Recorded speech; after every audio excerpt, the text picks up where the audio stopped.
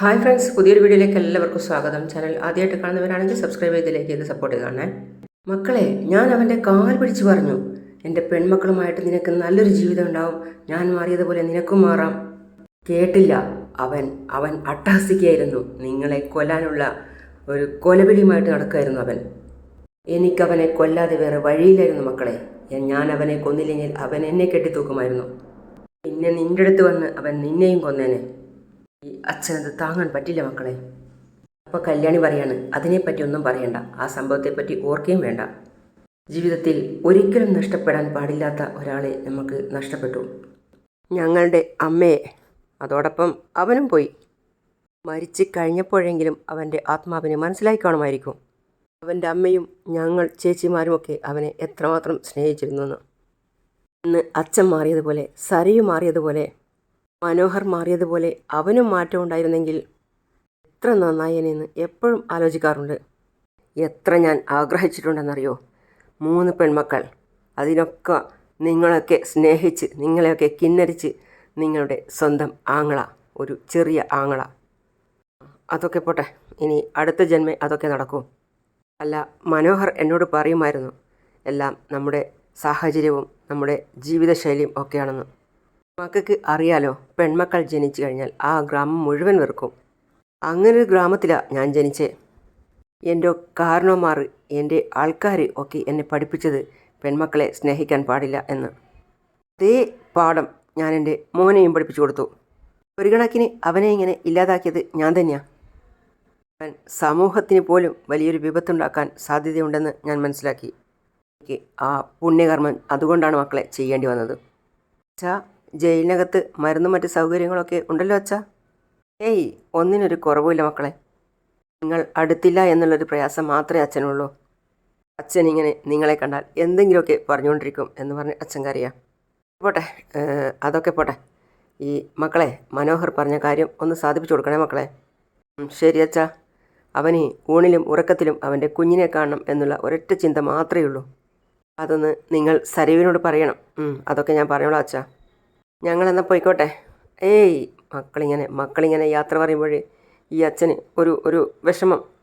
പോകാതെ പറ്റില്ലല്ലോ അച്ഛാ. പിന്നെ പൂർണ്ണമായിട്ട് അപകടം ഒഴിഞ്ഞു പോയെന്നും പറയാൻ പറ്റില്ല. എന്താ പറ്റിയത് മക്കളെ? അപ്പോൾ കാദംബരി പറയാണ്, കല്യാണി കിരൺ സാറിൻ്റെ വീട്ടിലുണ്ടായിരുന്ന സമയത്ത് ഒരു പുറകു വശത്തു കൂടി അകത്ത് കയറി. പ്രകാശൻ പെട്ടെന്ന് ഞെട്ടലോടെ ചോദിക്കുകയാണ്, എന്നിട്ട്? അല്ല, അത് കല്യാണിയെ കുത്തിക്കൊല്ലാനാണ് അവൻ വന്നത്. പക്ഷേ കുത്തുകൊണ്ടത് സരയുവിൻ്റെ അമ്മക്കാ. ഈ പ്രകാശൻ തലക്കടിച്ചുകൊണ്ട് പറയുകയാണ്, എന്തൊക്കെയാണ് മക്കളെ ഞാനീ കേൾക്കുന്നത്? മക്കളെ എന്താ? പ്രകാശൻ കരഞ്ഞുകൊണ്ട് വീണ്ടും ചോദിക്കുകയാണ്. അപ്പോൾ കല്യാണി പറയാണ്, അതൊന്നും കുഴപ്പമില്ല അച്ഛാ. വിക്രത്തിൻ്റെ കൂട്ടുകാരെ സൂക്ഷിക്കണം. അവന്മാരെല്ലാം അവൻ മരിക്കുന്ന സമയത്ത് അവിടെ ഉണ്ടായിരുന്നു. അവർ പോയതിന് ശേഷമാണ് ഞാൻ അവനെ ഇങ്ങനെ ചെയ്തത്. അതുകൊണ്ട് അവന്മാരെ സൂക്ഷിക്കണം മക്കളെ. അപ്പോൾ കല്യാണി, അച്ഛൻ ടെൻഷൻ ആവണ്ട. ഇതുപോലെ എന്തെല്ലാം സംഭവങ്ങൾ നമ്മുടെ ജീവിതത്തിൽ നടന്നിട്ടുണ്ട്. എന്നിട്ടും ഞങ്ങൾക്ക് എന്തെങ്കിലും പറ്റിയോ? അപ്പോൾ പ്രകാശൻ, മക്കളെ അങ്ങനെയൊന്നും പറയാൻ പറ്റത്തില്ല. എപ്പോഴും ഒരുപോലെ ആയിരിക്കില്ല. ബകാസുരൻ്റെ കഠാര നിന്റെ ദേഹത്ത് കാറ്റിയില്ലേ? എന്നിട്ടും എനിക്കൊന്നും സംഭവിച്ചില്ലല്ലോ. വളരെ സൂക്ഷിക്കണം. ഇനിയൊരു അപകടം വന്നാൽ ഈ അച്ഛന് താങ്ങാൻ പറ്റത്തില്ല. മക്കൾ സൂക്ഷിക്കണം. നോക്ക്, എന്നെ ഇടയ്ക്കിടയ്ക്ക് ഇങ്ങനെ കാണാൻ വരണം എന്നൊന്നുമില്ല കേട്ടോ. നിങ്ങൾ സൂക്ഷിക്കണം. പെട്ടെന്ന് കല്യാണി പറയാണ്, അങ്ങനെ അച്ഛനെ കാണാതിരിക്കാൻ എനിക്ക് പറ്റുമോ? നിങ്ങൾ പോയിട്ട് വരാം അച്ഛാ. ഇവരും പോകാനായി തിരിഞ്ഞു. അതിനുശേഷം കാദംബരി നടന്നങ്ങ് പോയി. അപ്പോൾ കല്യാണി അവിടെ നിന്നിട്ട് തിരിഞ്ഞു നോക്കിയിട്ട് അച്ഛനോട് പറയാണ്, അച്ഛാ, ചേച്ചി പറഞ്ഞതൊന്നും അച്ഛൻ മനസ്സിൽ വെച്ചേക്കല്ലേ? ഏയ് ഇല്ല മക്കളെ. മനോഹറിൻ്റെ ജോലി നന്നായിട്ട് ചെയ്യാണ്. അതേ സമയത്താണ് പ്രകാശൻ അങ്ങോട്ടേക്ക് പോയത്. അപ്പോൾ മനോഹർ പ്രകാശൻ്റെ മുഖം കണ്ടിട്ട് ചോദിക്കുകയാണ്, എന്ത് പറ്റിയെങ്കിലേ? മക്കൾ വന്നിട്ട് പോയിട്ട് ഒരു വിഷമം പോലെ.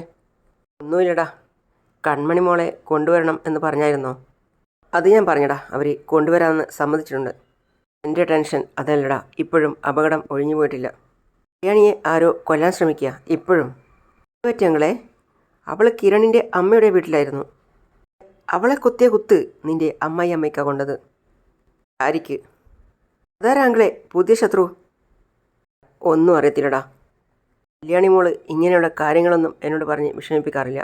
പക്ഷേ കാദംബരിയോട് പറഞ്ഞു പോയി. ഇപ്പോൾ പ്രാർത്ഥിക്കണം കല്യാണി മോൾക്ക് വേണ്ടിയിട്ട്. എല്ലാ കുടുംബങ്ങളുടെയും നിലനിൽപ്പിപ്പോൾ കല്യാണി മോളെ ആശ്രയിച്ചാ. മോളില്ലെങ്കിൽ എല്ലാവരും തളരും. മോളില്ലാത്തൊരു ലോകത്തെക്കുറിച്ച് എനിക്ക് ചിന്തിക്കാൻ പോലും പറ്റുന്നില്ലടാ. ഒന്നും സംഭവിക്കില്ല അങ്കിളെ. ഇപ്പം തന്നെ കിരൺ സാർ അവൻ്റെ റൂട്ട് മാപ്പ് എടുത്തു കാണും. ഇനി കാട്ടിൽ ഒടുങ്ങാനായിരിക്കും വിധി. അങ്ങനെയൊന്നും എനിക്ക് ആശ്വസിക്കാൻ പറ്റത്തില്ലടാ. ജയിലിലാണെങ്കിലും എൻ്റെ ഏക ആശ്വാസം എന്താണെന്നറിയോ? എൻ്റെ മക്കളെന്നെ കാണാൻ വരുമല്ലോ എന്ന്. ഇനി ഇടയ്ക്ക് പരോള് കിട്ടിയാലും എന്നെ കാണാനും എന്നെ സ്നേഹിക്കാനും എൻ്റെ മക്കൾ വേണ്ടേടാ. ഇപ്പോൾ അവൾക്ക് എന്തെങ്കിലും സംഭവിച്ചാലും പുറത്ത് പറയത്തില്ല. എന്താ നടന്നതെന്ന് അറിയണമെങ്കിൽ നമ്മൾ പുറത്തു പോകണം. അതെ, ഗംഗയുടെ ഫ്രണ്ട്സ് വളരെ കുഴപ്പം പിടിച്ചവരാ അങ്കിളെ. ഇത് ഗംഗയുടെ ഫ്രണ്ട്സ് ആയിരിക്കില്ല. അങ്ങനെയാണെങ്കിൽ ഇവർ കൊല്ലാൻ ആദ്യം കല്യാണിയെ തിരഞ്ഞെടുക്കില്ല. അന്ന് ഞാൻ തൂക്കിലേറ്റിയ എൻ്റെ മോനുണ്ടല്ലോ, അവൻ്റെ കൂട്ടുകാർ ആരോ ആണ് എൻ്റെ പിന്നിൽ.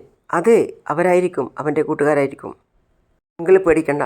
അതിപ്പോൾ ആരാണെങ്കിലും കിരൺ സാർ അവനെ ടാർഗറ്റ് ചെയ്ത് കാണും. സത്യം പറയാലോ, കല്യാണിയെപ്പോലെ തന്നെ ആ വീടിൻ്റെ നെടും തൂണാണ് കിരൺ സാറ്. കല്യാണിക്കൊരു പോറൽ പോലും ഏറ്റുകഴിഞ്ഞാൽ അവരെയൊന്നും പിന്നെ കിരൺ സാറ് വെച്ചേക്കില്ല. അതൊക്കെ എനിക്ക് അറിയാടാ. യഥാർത്ഥ പ്രതിയെ കണ്ടെത്തുന്നതിന് മുമ്പ് നമ്മൾ സ്നേഹിക്കുന്നവർക്ക് എന്തെങ്കിലും പറ്റിയാലോ?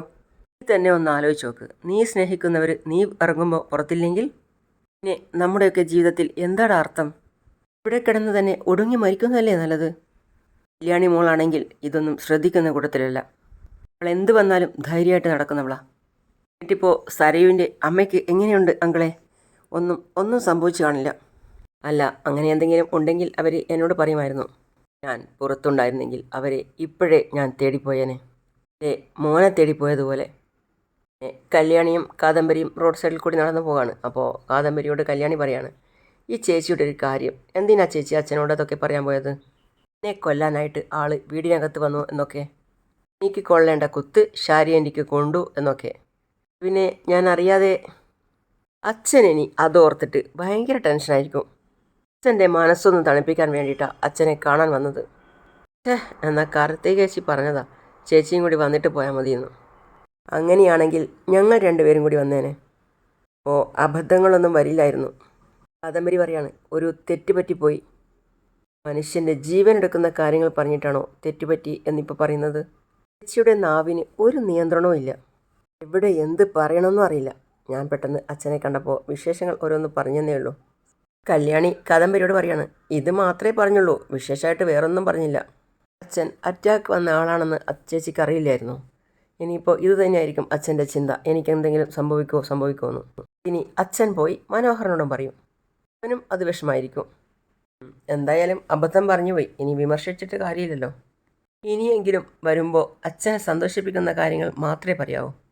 ചേച്ചി, നമ്മൾ വരുന്നത് അച്ഛൻ്റെ ആയുസ് കൂട്ടാനാ, കുറയ്ക്കാനല്ല. ആ ഓർമ്മ വേണം. ഇനി അങ്ങനെയൊന്നും സംഭവിക്കില്ല. ഇതൊക്കെ പറഞ്ഞാലും അച്ഛന് വിക്രത്തെ കൊന്നതിൻ്റെ വിഷമം കാണും. കാരണം സ്വന്തം മോനെ അച്ഛൻ തൂക്കിലേറ്റിയത്.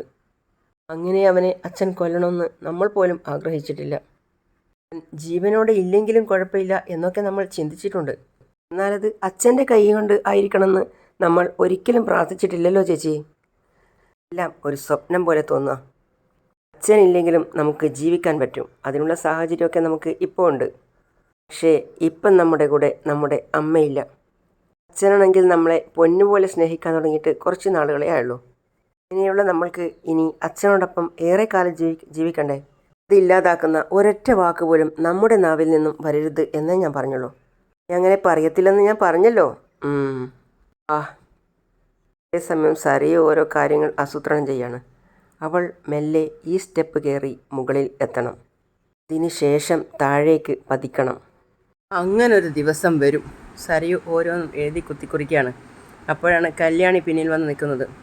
കല്യാണി വിചാരിച്ചു ജോലി ചെയ്യുകയാണെന്ന്. കല്യാണി പറയാണ്, ഇങ്ങനെ അങ്ങ് ജോലിയിൽ മുഴുകണ്ട കേട്ടോ. കാര്യം കല്യാണി വന്നത് സരയു അറിഞ്ഞതേയില്ല. പിന്നെ ഒരു സമയം ഈ കമ്പനിയിൽ വരാൻ എനിക്ക് അവസരം ഉണ്ടായിട്ടും ഞാൻ വന്നില്ല. ഇപ്പോൾ വലിയ ഇൻട്രസ്റ്റിലാണ് ഓരോന്ന് ചെയ്യുന്നത്. അതിൻ്റെ റിസൾട്ടും കിട്ടുന്നുണ്ടല്ലോ. എൻ്റെ ഭാഗ്യ. അതുകൊണ്ട് തന്നെ ഞാൻ അർഹിക്കുന്നതിന് അപ്പുറം സാലറിയും എനിക്ക് തരുന്നുണ്ട്. കല്യാണി പറയാണ്, അർഹിക്കുന്നതിന് അപ്പുറമൊന്നുമില്ല, അർഹിക്കുന്നതേ തന്നിട്ടുള്ളൂ. ഇത് സരയുവിൻ്റെ കമ്പനി കൂടിയാണല്ലോ. എനിക്കുണ്ടായ പ്രശ്നങ്ങൾ കാരണമാണ് സരയുവിന് ഈ കമ്പനിയുമായിട്ടുള്ള പാർട്ട്ണർഷിപ്പ് അവസാനിച്ചത്. എങ്കിലും ലാഭത്തിൻ്റെ ഒരു വിഹിതം തരാമെന്ന് കിരണേട്ടൻ പറഞ്ഞിട്ടുണ്ടല്ലോ. അതേസമയം സരയു മനസ്സിൽ ചിന്തിക്കുകയാണ്, അതൊക്കെ എൻ്റെ അവകാശമാണടി. അല്ലാതെ നിന്റെ ഔദാര്യമല്ല. പിന്നെ ഞാനിപ്പോൾ വന്നത് സരീവിന് താല്പര്യമില്ലാത്തൊരു കാര്യം പറയാനാ. പക്ഷേ ഇപ്പോൾ വലിയ കുഴപ്പമൊന്നും ഇല്ലാത്തത് കൊണ്ടാണ് ഞാൻ ഈ പറയുന്നത്. എന്താ കല്യാണി? അത് പിന്നെ ഗംഗാപ്രസാദിനെ ഇല്ലാതാക്കിയത് മനോഹറാണല്ലോ. അവനാണെങ്കിൽ കൺമണി മോളെ കാണണം എന്ന് ആഗ്രഹം പറഞ്ഞിരിക്കുക. അത് കേട്ടതും സരീവിൻ്റെ മുഖം മാറി. അപ്പോൾ കല്യാണി പറയാണ്, സരീവ് പറഞ്ഞല്ലോ നീ ഇപ്പോൾ മോളെ കൊണ്ടുപോയി അവനെ കാണിക്കുന്നതിൽ സരീവിന് എതിർപ്പില്ലാന്ന്. അതിന് എതിർപ്പൊന്നും ഞാൻ പറഞ്ഞില്ലല്ലോ. എന്നാ കൊണ്ടുപോകുന്നേ? അത് പിന്നെ നാളെ കൊണ്ടുപോയി കുഞ്ഞിനെ ഒന്ന് കാണിക്കണം. അച്ഛനും അവിടെ ഉണ്ടല്ലോ, അച്ഛൻ്റെ വിശേഷങ്ങളും അറിയണം. രണ്ടുപേരെയും ഒന്നിച്ച് കാണാൻ പറ്റില്ല. മനോഹർ വരുമ്പോൾ അച്ഛൻ്റെ കാര്യങ്ങളൊക്കെ അറിയാലോ. ശരിയാ, നേരത്തെ ഞാനും കാദംബരി ചേച്ചിയും കൂടി പോയപ്പോൾ വീട്ടിലുണ്ടായ സംഭവങ്ങളൊക്കെ ചേച്ചി അച്ഛനോട് പറഞ്ഞു. അതിൻ്റെ ടെൻഷനായിരിക്കും അച്ഛനിപ്പോൾ. അതുകൊണ്ട് കൂടിയാണ് ഞാൻ ജയിലിലോട്ടൊന്ന് പോകുന്നത്. രാവിലെ പോവോ? മോളോട് അവന് അത്രയ്ക്കിഷ്ടമാണ്. അറിയാലോ, പരോളിലിറങ്ങിയപ്പോൾ അവൻ മോളെ കാണാൻ വേണ്ടി എന്തൊക്കെയാണ് കാട്ടിക്കുട്ടിയെന്ന്. ഇപ്പോൾ സരീവിൻ്റെ എതിർപ്പില്ലാതെ അവന് കുഞ്ഞിനെ കാണാലോ. അവന് ഉടനെങ്ങാനും പരോള് കിട്ടുമോ? കഴിഞ്ഞിട്ടെന്താ, കൊല്ലാനാണോ? ഇനി ആരെയും കൊല്ലാനൊന്നും എനിക്ക് പറ്റില്ല. എൻ്റെ മനസ്സിലെ കൊലയാളിയൊക്കെ നശിച്ചുപോയി. ആ ധൈര്യത്തിലാണ് ഞാൻ ഇക്കാര്യം വന്ന് സരീവിനോട് പറഞ്ഞത്. പഴയ സരീവാണെങ്കിൽ ഇതെങ്ങാനും വന്ന് പറയാൻ പറ്റുമോ? പറഞ്ഞാൽ എന്നെ കൊന്നു കളയില്ലേ? ഗംഗാപ്രസാദിനെ മനോഹർ കൊന്നതാ, അതൊരു ചെറിയ കാര്യമല്ല.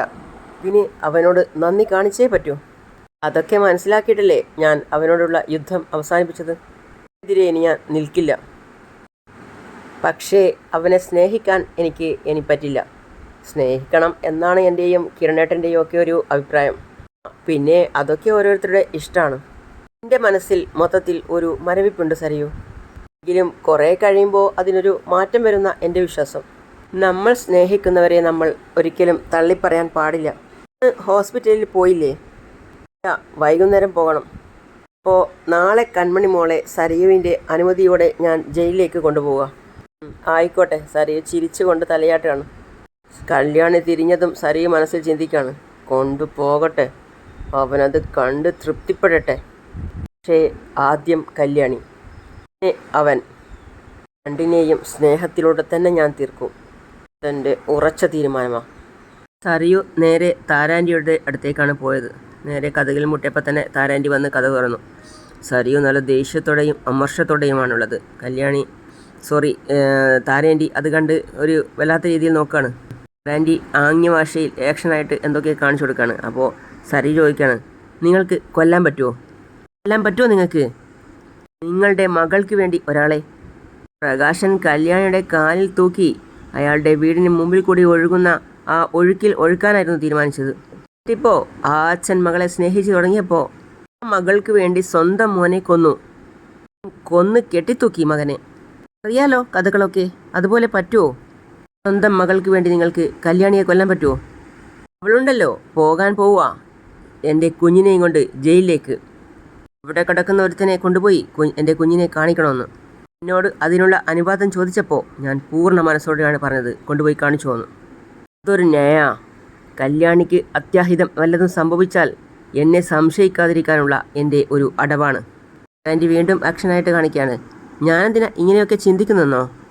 എനിക്ക് ജീവിക്കാൻ, കിരണമൊത്ത് എനിക്ക് ജീവിക്കാൻ. ഇപ്പം തന്നെ ചെന്ന് നോക്കി, ഹോസ്പിറ്റലിൽ ഉണ്ടവൻ എൻ്റെ അമ്മയ്ക്ക് കാവലായിട്ട്. അമ്മയ്ക്ക് വേണ്ട കാര്യങ്ങളൊക്കെ ചെയ്തു കൊടുക്കുന്നത് അവനാ. അങ്ങനെയുള്ള അവനെയാ എനിക്ക് വേണ്ടത്. എൻ്റെ അച്ഛൻ അങ്ങനെ ഒരു ആഗ്രഹം മനസ്സിൽ വെച്ചിട്ടാണ് ഈ ഭൂമിയിൽ നിന്നും വിട്ടുപോയത്. ശരിക്കും പറഞ്ഞാൽ എൻ്റെ അച്ഛൻ്റെ കൊലയാളിയെ തന്നെയാണ് ഞാൻ വേണമെന്ന് ആഗ്രഹിക്കുന്നത്. ഇപ്പോഴത്തെ സാഹചര്യത്തിൽ ഒരു തെറ്റും ഞാൻ കാണുന്നില്ല. കാരണം എൻ്റെ അച്ഛൻ നല്ലവനായിരുന്നില്ല. ഇപ്പോൾ ഹോസ്പിറ്റലിൽ കിടക്കുന്ന എൻ്റെ അമ്മയെ 10-25 വർഷമാണ് പറ്റിച്ചത്. എങ്കിലും അങ്ങേർക്ക് എന്നോട് സ്നേഹമുണ്ടായിരുന്നു. അങ്ങേർക്ക് മാത്രമല്ല, ഷാരി എന്ന ആ വളർത്തമ്മയ്ക്കും എന്നോട് ഭയങ്കര സ്നേഹമായിരുന്നു. അതില്ലാത്തത് വർഷങ്ങൾക്ക് ശേഷം എന്നെ തേടിപ്പിടിച്ച നിങ്ങൾക്ക് എന്നോട് സ്നേഹമുണ്ടെന്ന് ഞാൻ പറയാം.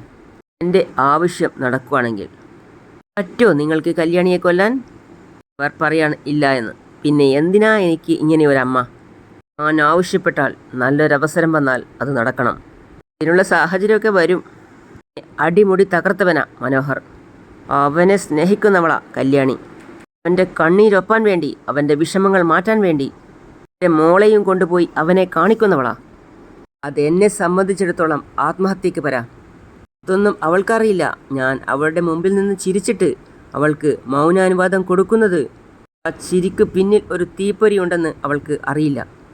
കല്യാണി കത്തിത്തീരണം. ഇവിടുന്ന ഞാൻ എന്ന പെണ്ണിൻ്റെ പുതിയ ജീവിതം പൊട്ടിമുളയ്ക്കാൻ പോകുന്നത്. ഇങ്ങനെ ഒരു ജീവിതം എനിക്ക് വേണം. നിങ്ങളെനിക്ക് നേടിത്തരണം. തന്നേ പറ്റൂ. ഇത്രയും പറഞ്ഞ് സരയു താരേൻ്റിയുടെ മുന്നിൽ നിന്നും പോയി. എന്നാൽ സരയുവിൻ്റെ ആ വാക്ക് കേട്ട് എന്ത് ചെയ്യണം എന്നറിയാതെ താരേൻ്റി വിഷമത്തിൽ അവിടെ തന്നെ നിൽക്കുകയാണ്. അങ്ങനെയാണ് ഇന്നത്തെ ഭാഗം അവസാനിക്കുന്നത്. അടുത്ത പുതിയ വിശേഷമായിട്ട് വീണ്ടും കാണാം. C you all.